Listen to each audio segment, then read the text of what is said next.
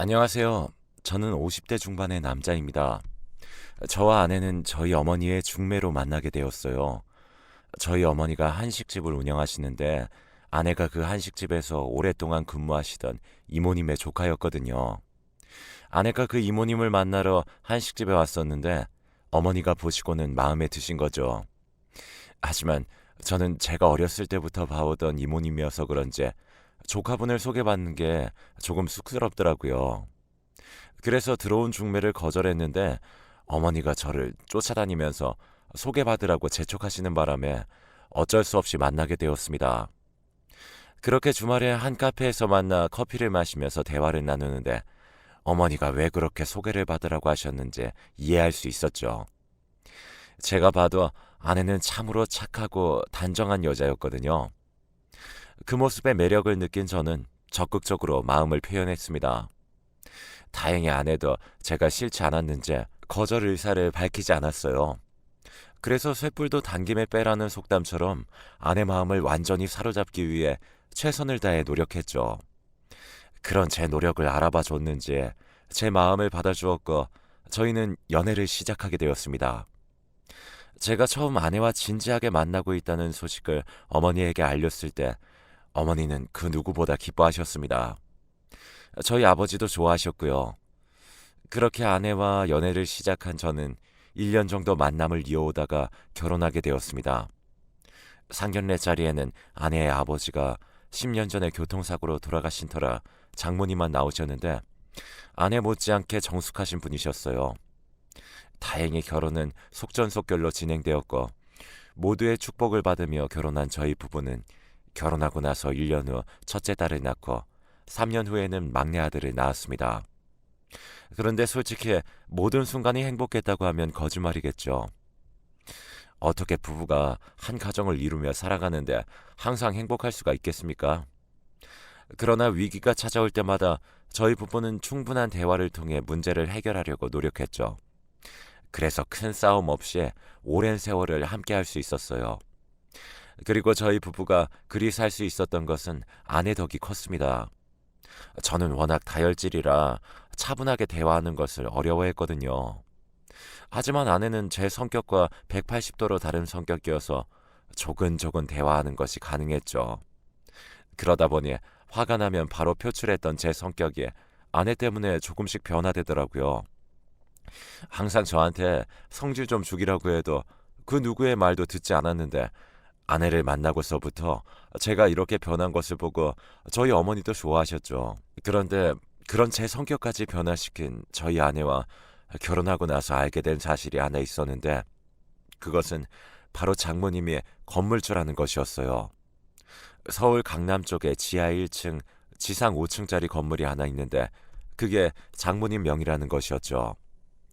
결혼한 지 6개월쯤에 아내가 그 사실을 조심스럽게 말해줬는데 저는 그동안 장모님이 평범한 전업주부인 줄만 알았던 터라 놀라움을 감추지 못했습니다.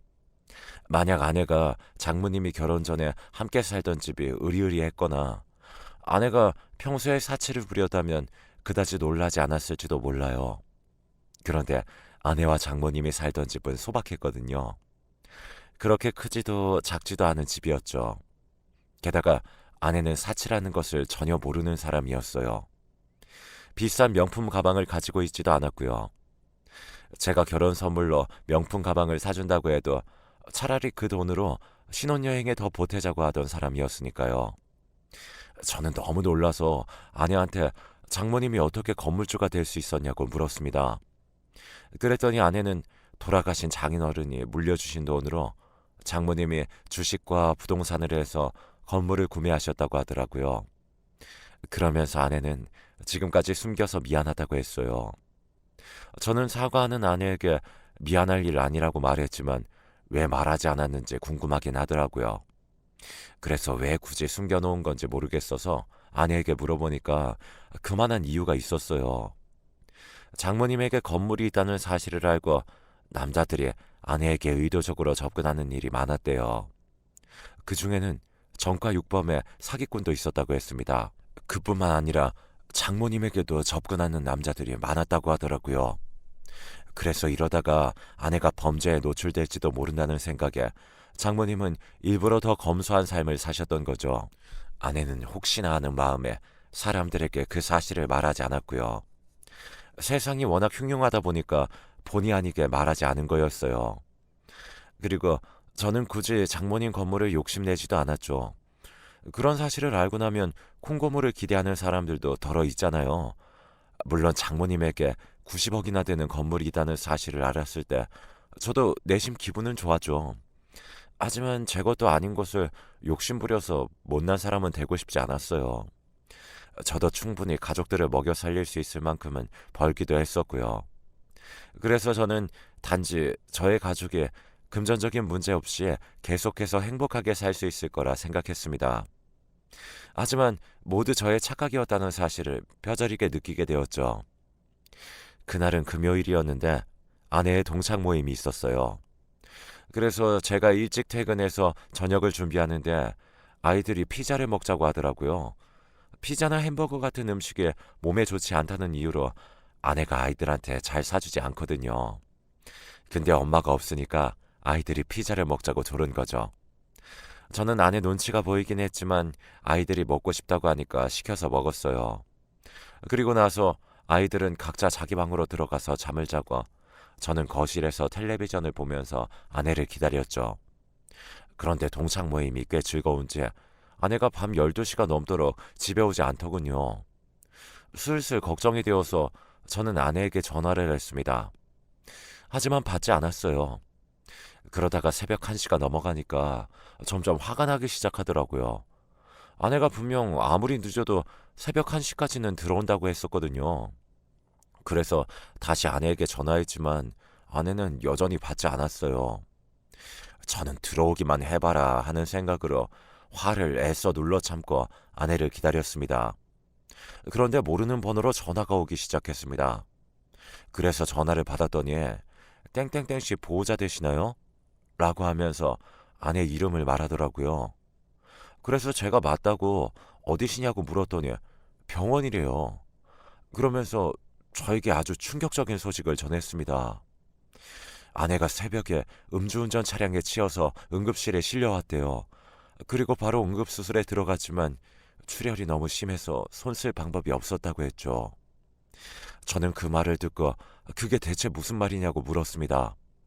그러자 착잡한 목소리로 제 아내가 사망했다고 하는 게 아니겠어요. 말도 안 되는 소리라고 생각했어요. 그래서 어느 병원이냐고 물어보고는 바로 달려갔죠. 그리고 병원에 가는 길에 어머니한테 전화해서 그때 아이들 좀 봐달라고 했습니다. 그런데 병원에 도착했더니 간호사가 저희 아내를 영안실로 데리고 가더라고요. 제가 왜 아내를 여기로 데리고 가려고 하냐고 우리 아내는 어디 있냐고 소리쳤더니 다시 한번 저희가 아내가 사망했다고 말했어요. 영안실에 가서 확인했는데 정말 제 아내가 맞더군요. 가슴이 무너져 내린 저는 말로는 다 표현이 안 될 정도의 고통이었습니다. 몸이 다 찢겨져 나가는 것 같았어요. 그래서 바로 그 자리에 주저앉아 오열했습니다.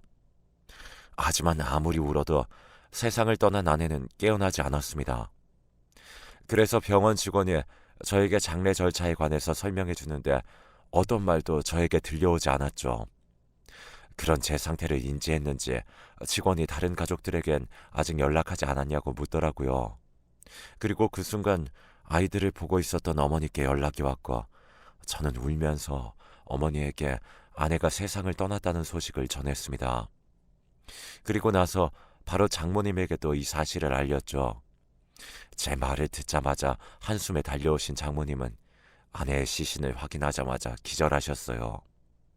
그리고 그 어떤 것도 할 수 없었던 저와 장모님을 대신해서 아내의 외삼촌이 장례 준비를 도와주었습니다. 저희 어머니는 아이들을 데리고 장례식장에 와주셨고요. 아직 초등학생인 아이들이 상복을 입고 빈소를 지키는데 참 아직도 그때를 떠올리면 저도 이렇게 목이 메어오는데 장인어른과 외동딸을 모두 교통사고로 잃어버리신 장모님의 심정은 어떻겠습니까? 장모님은 장례식을 진행하는 내내 제대로 움직이지도 못하셨어요. 당연히 잠도 주무시지 못하고 밥도 제대로 드시지 못하셨죠. 저 역시 마찬가지였고요. 그렇게 먼 정신으로 장례를 치르고 49제까지 지낸 후에 아내의 사망 신고를 했습니다. 사망 신고를 함으로써 아내가 이 세상 사람이 아니라는 사실에 실감이 나더라고요. 동시에 앞으로 저 혼자서 아이들을 키워야 한다는 현실도 실감이 났죠. 저는 일을 해야 했기 때문에 오로지 아이들과 함께 있을 수 없었어요. 그래서 저희 어머니에게 아이들을 맡겼습니다. 감사하게도 어머니는 운영하시던 한정식집을 저희 삼촌에게 맡기고 대신 아이들을 봐주셨죠. 그리고 장모님은 그동안 병원에 오고 가며 치료를 받으셨어요. 외동딸을 잃은 슬픔을 도저히 견뎌낼 수 없었는지 49제 후에 병을 얻으셨거든요. 큰 병은 아니어서 그나마 다행스러운 일이었죠. 장모님은 아내가 떠난 지 1년 후에 다시 정신을 차리셨습니다. 그리고 어머니와 번갈아 가면서 저희 아이들을 봐주셨어요. 할머니, 외할머니를 오고 가며 돌봄받는 아이들이 안쓰러웠지만 생계를 책임지려면 어쩔 수가 없었죠. 그래도 큰딸이 중학생이 되고 나서부터 동생을 잘 돌봐줬어요. 제가 큰딸한테 이제부터 동생한테 네가 엄마가 되어줘야 한다 했더니 책임감을 느끼고 동생을 잘 챙기더라고요. 엄마를 일찍 잃어서 그런지 큰딸은 또래에 비해서 성숙했습니다. 애가 14살 때 웬만한 집안일은 다 할 수 있게 되었으니 말 다 한 거죠. 그런 큰딸에게 저는 너무나 미안했어요.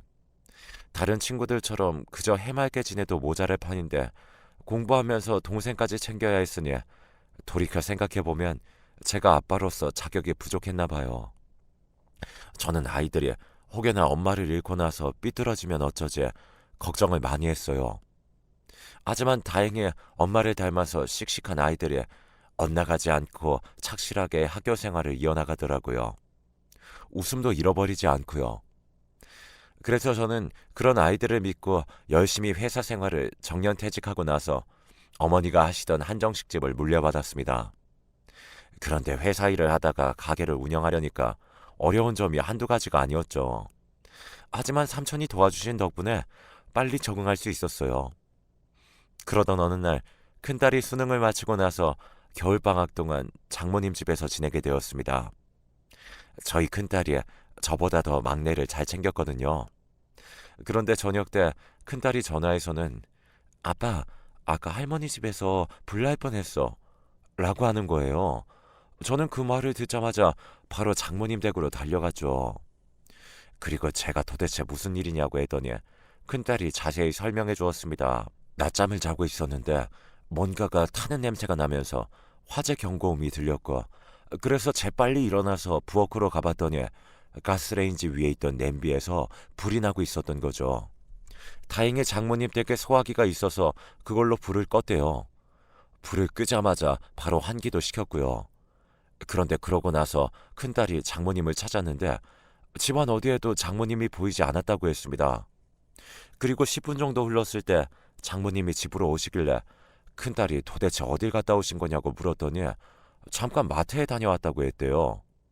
그 말을 듣고 큰딸이 할머니 가스레인지 위에 냄비 올려뒀어 라고 했더니 장모님은 그제야 생각이 나셨는지 소스라치게 놀라면서 깜빡했다고 대답했다고 했습니다. 큰딸은 그 사실을 저에게 전하면서 이제 외할머니도 나이 들으셨나 봐. 요즘 계속 깜빡하는 일이 많이 있으셔 라고 했어요. 큰딸의 그 말을 들으니까 마음이 좋지 않더라고요. 제가 나이 먹는 것만 생각했지 장모님이나 저희 부모님 나이 먹는 것은 생각하지 못했거든요. 그래서 앞으로 장모님과 부모님에게 더 잘해야겠다고 생각했죠. 부모님과 장모님에게 홍삼이랑 영양제도 사드리고요. 그런데 그런 일이 있고 나서 한 달 후쯤인가 장모님이 평일 저녁에 집으로 오라고 하셨습니다. 저는 한정식집을 직원들에게 맡기고 장모님 댁으로 향했죠. 가서 장모님과 오랜만에 단둘이 저녁을 먹고 차도 한잔 했는데 갑자기 장모님이 저한테 재혼할 생각은 아예 없는 거야? 라고 물어보셨어요. 제가 그 말을 듣고 장모님에게 갑자기 왜 그런 걸 물어보세요?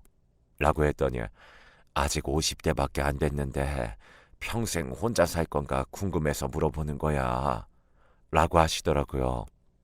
그 말에 저는 전 재혼할 생각 없어요. 평생 아이들만 보면서 살 겁니다. 라고 대답했죠. 그랬더니 장모님이 아이들이 시집 장가 가고 나면 그 다음에는 뭐 할 거냐고 다시 물어보시더라고요. 그래서 그때도 귀농해서 살 거라고 했는데 제 말을 모두 들으신 장모님은 착잡한 표정으로 알겠다고 하셨습니다. 저는 그 표정을 보고 장모님에게 제가 재혼했으면 하세요? 라고 물었죠. 그랬더니 내가 그러라고 하면 그럴 것도 아니잖아. 라고 하시더군요. 그런데 재혼 생각은 장모님만 하시는 게 아니었죠. 그리고 나서 일주일 후에 저희 어머니도 저에게 재혼할 생각이 없냐고 물어보셨습니다. 이번에도 생각 없다고 말씀드렸더니 자신이 괜찮은 여자를 소개해 줄 테니까 한번 만나보라고 하시더라고요. 제가 그럴 생각 없다고 다시 한번 강하게 말씀드렸는데도 그냥 만나서 차라도 한잔 하라고 하셨습니다. 그런데 계속해서 그러시니까 짜증이 나더라고요. 그래서 어머니에게 내가 알아서 할 테니까 제발 신경 끄세요. 라면서 화를 냈어요. 그런데도 어머니는 포기하지 않으셨어요. 큰딸한테도 그 이야기를 했는지 큰딸이 어느 날 저한테 와서 자기랑 동생을 신경 쓰지 말고 언제든지 재혼하라고 하더라고요.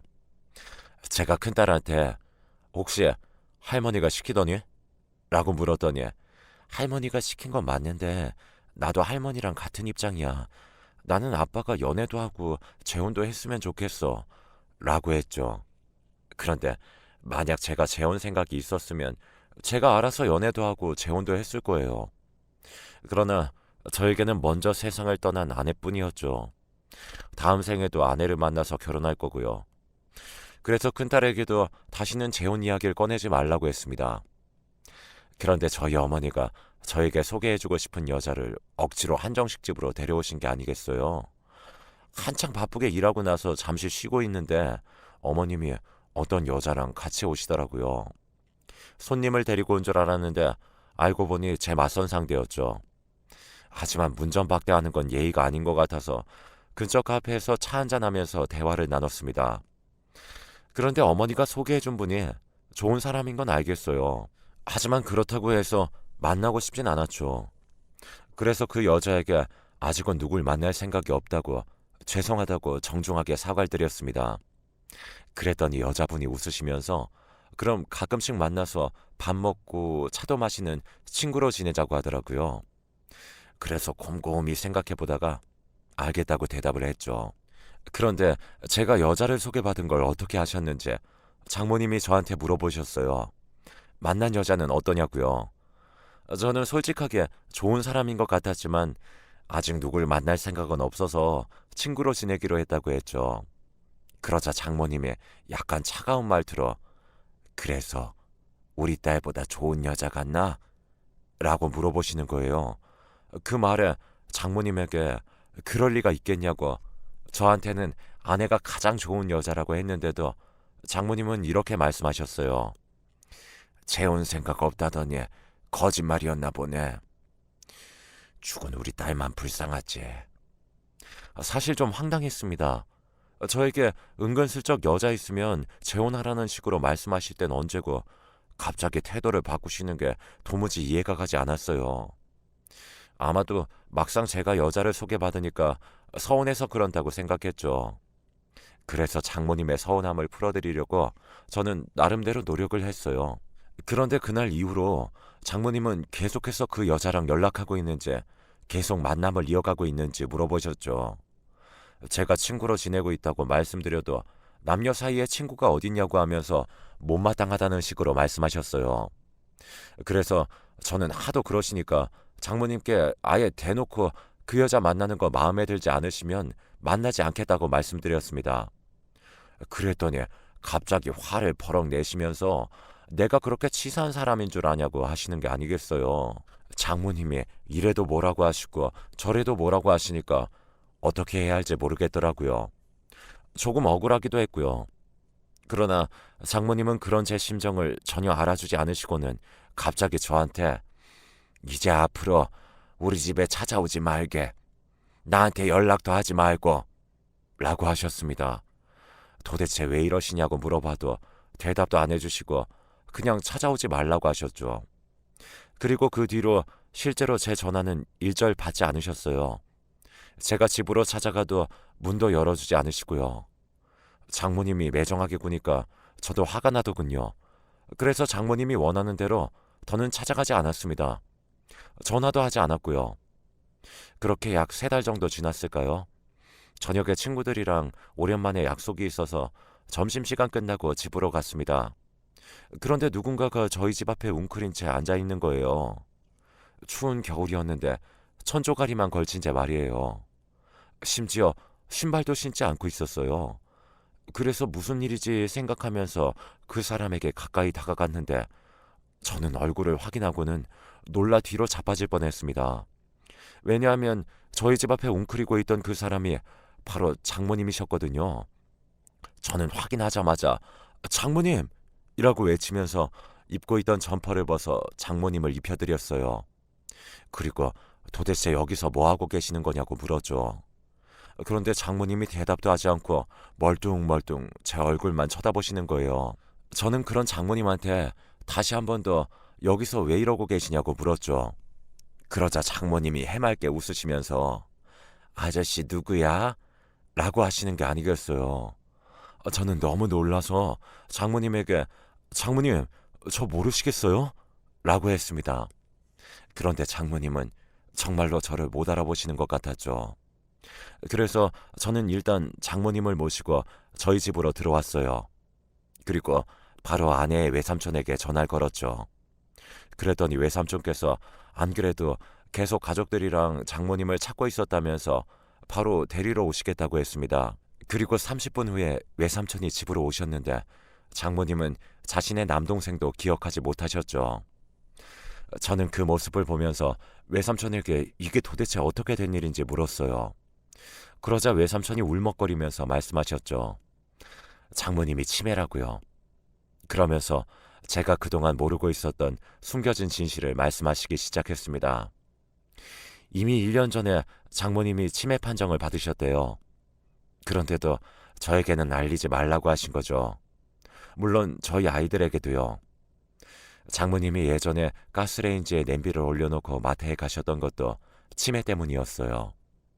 외삼촌 말로는 저와 연락을 끊은 그 3달 동안 장모님 치매 증상이 급격히 나빠졌대요. 그래서 이제는 아예 가족들을 알아보지도 못하신다고 하셨죠. 저는 그런 장모님이 어떻게 저희 집 앞에 웅크리고 계셨는지 놀랐어요. 그래서 장모님이 어떻게 저희 집을 기억하신 건지 물었더니 외삼촌이 눈물을 흘리시면서 다 기억 못해도 애지중지하던 사위집은 기억했나 보네 라고 하셨죠. 그 말을 듣는 순간 저는 눈물이 봇물 터지듯 터져나왔습니다. 저는 저를 알아보지 못하는 장모님을 끌어안고 오열했습니다. 장모님은 저를 기억하지 못하셔도 우는 저를 보면서 아저씨 울면 나도 슬퍼 라고 하셨죠. 외삼촌이 장모님을 모시고 간 후에도 저는 한동안 울었어요. 약속도 취소하고 방에만 틀어박혀서 오열했습니다. 그러다가 아이들에게 모든 사실을 알렸죠. 아이들 역시 사실을 알고 많이 슬퍼했어요. 저희 부모님께도 장모님 소식을 말씀드렸습니다. 그런데 제 말을 들은 어머니가 눈물을 흘리면서 이미 알고 있었어 라고 하시더라고요. 제가 어머니한테 이미 알고 계셨다고요? 라고 물었더니 3달 전에 장모님이 어머니를 찾아와서 사실을 알리면서 부탁하셨었대요. 제가 아내를 잊고 새 출발을 할 수 있게 도와달라고요. 그리고 더 놀라운 것은 제가 소개받은 여자도 사실은 어머니가 아닌 장모님이 연결해준 분이었습니다. 장모님이 참한 여자가 있는데 저에게 소개해주고 싶다면서 대신 어머니가 소개해주는 걸로 해달라고 하셨대요. 그런데 왜 그렇게 장모님이 차갑게 군 거냐고 어머니한테 물었더니 일부러 정 떼려고 그러신 거라고 하더라고요. 결국 장모님은 오로지 저를 위해서 모질게 구신 거였습니다. 제가 새로운 여자를 만나서 행복한 가정을 꾸릴 수 있도록 도와주고 싶어서요. 그런 장모님 마음도 모르고 그동안 속 좁게 굴었으니 너무 죄송해서 아무 말도 할 수가 없더군요. 모든 사실을 알고 나서 다시 장모님 댁으로 찾아뵀는데 장모님은 여전히 저를 못 알아보셨어요. 그리고 외삼촌이 장모님은 다음 달쯤에 요양원으로 모실 거라고 말씀하셨죠. 사실 본인은 그러고 싶지 않았는데 장모님이 부탁하셨었대요. 자신이 정신을 잃으면 제발 요양원으로 보내달라고요. 하지만 저는 아무리 장모님 부탁이었다고 해도 요양원에 보내고 싶지 않았습니다. 그래서 제가 대신 돌봐드리겠다고 했어요. 외삼촌께서는 치매 간병은 아무나 못하는 거라고 하셨는데 제가 그렇게 하겠다고 했습니다. 그 이후로 저는 장모님과 한 집에 살면서 장모님을 간병했어요. 한정식 집은 삼촌에게 모두 맡기고 오로지 장모님만 돌봤죠. 물론 외삼촌 말씀대로 쉬운 일이 아니더라고요. 그래서 저도 가끔은 보호사의 도움을 받았습니다. 그리고 장모님은 그렇게 저와 함께 지내시다가 작년 가을에 돌아가셨어요. 그런데 장모님이 돌아가시기 3일 전쯤에 갑자기 기억을 찾으셨습니다. 그때 장모님은 눈물을 흘리시면서 정말 미안하다고 하셨습니다. 그리고 이제라도 자신을 요양원으로 보내라고 말도 하셨죠. 하지만 거절했어요. 제가 좋아서 하는 거니까 마음 편히 계시라는 말씀을 드렸죠. 장모님은 아주 편안하게 주무시듯이 가셨습니다. 돌아가시기 바로 전날에는 가족들과 즐겁게 저녁 식사도 하셨고요. 장모님이 돌아가시고 나서 변호사가 저를 찾아와서 말해주는데 장모님이 가지고 계셨던 건물을 저에게 남기셨더라고요. 받고 싶지 않아서 거절했는데 변호사가 장모님 유언이니까 꼭 받아야 한다고 했습니다. 다른 가족들도 반대하지 않고 모두 제가 받아야 한다고 말해줬고요. 그래서 감사한 마음으로 장모님이 남겨주신 건물을 받았습니다. 현재 장모님이 소개해주신 여자분과는 아직도 친구처럼 잘 지내고 있어요. 사람 관계는 모르는 거라 친구처럼 지내다가 이성적인 감정이 될 수도 있겠죠. 하지만 아직은 시기상조라는 생각이 드네요. 아이들도 다 잘 지내고 있습니다. 다행히 부모님도 모두 건강하시고요. 저는 여전히 장모님이 그리워요. 물론 아내도요. 아내와 장모님이 조금만 더 내 곁에서 행복하게 있었으면 좋았을 거라는 아쉬움도 이어졌고요. 하지만 저를 아껴주셨던 장모님을 생각해서 씩씩하게 살아가려고요. 너무 슬퍼만 하지 않고 이 슬픔을 이겨내면서 살아가려고 노력 중입니다. 그럼 나중에 아내와 장모님을 하늘나라에서 다시 만날 수 있겠죠? 지금까지 제 이야기를 들어주셔서 감사해요. 기분 좋은 이야기는 아닌 것 같아서 죄송하기도 하네요. 하지만 제 장모님 이야기를 많은 분들에게 들려주고 싶었어요. 그래서 용기 내서 사연을 보냈습니다. 다들 건강하고 행복하세요.